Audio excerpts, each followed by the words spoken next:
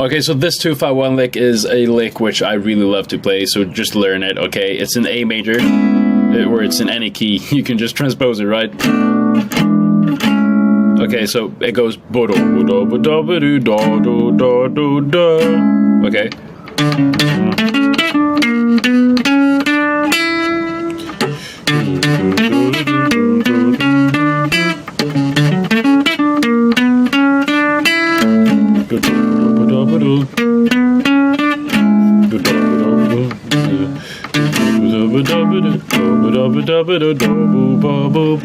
So really nice, right?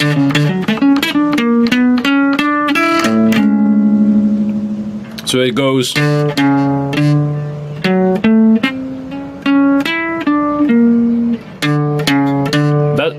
It starts with a D major 7 arpeggio, which is a really good thing to know over a 2 chord. When you have a 2-5-1, over the first chord, the 2 chord, right? The 2 minor, B minor. You go up a minor third, which is D, right? You go up there. You play a major 7 arpeggio from there, okay? So that's what's happening, right? Now I can play this pretty much anywhere because I know that, okay, it starts like a D major 7 arpeggio. So don't just look at the notes, look at what it is, okay? In this case, it's a D major 7, right? And then it goes.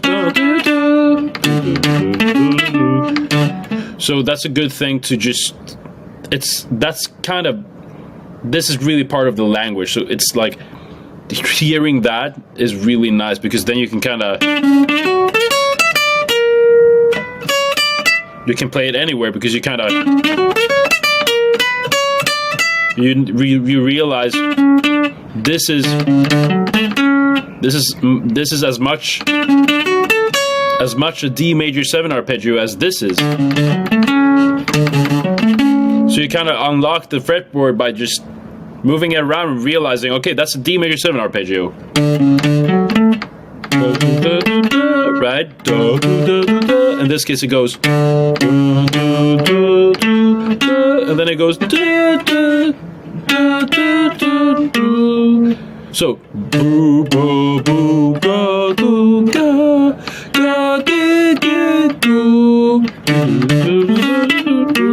Okay, that's a real cool lick to have in your arsenal. I'm not kidding. Like, imagine this was a B minor major 7. That's also cool over B minor major 7. So you will realize the connections this lick has to like all other chords, and like you will unlock so much by just learning one thing. Okay, so really, and I can go in more deeply in that in a future lesson, but in this case this is just a 2-5-1 in A major, so it's a really cool thing to have. And then you go,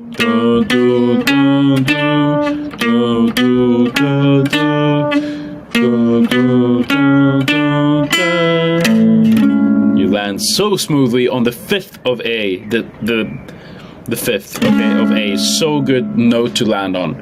All right, so always land on the 5th. Like it's a great note. It's always gonna be there. It's just part of the language to land. Like the 5th is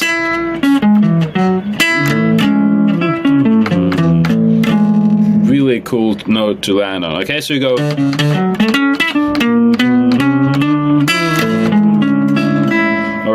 So that's pretty much that lick. The fun thing is when you've learned this, you'll realize you can just do this, you can just do so many different things. Right? That's easy thing to just change. So what happened there? I landed on the 3rd instead.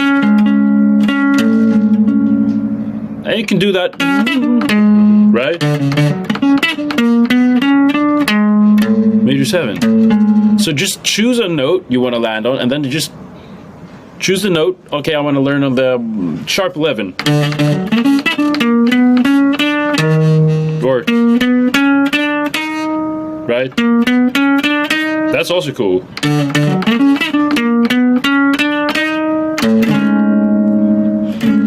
So just choose a note and try to become friends with all different notes, but you do it with a lick that you're learning. So you're getting so many different sounds in your ears, right?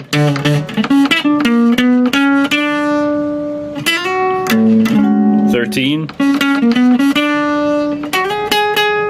Major 7. So you just kind of like, you keep going and do that, and then you kind of find your own way.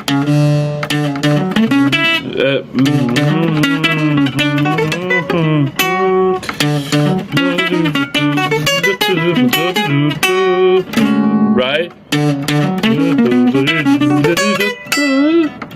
Okay.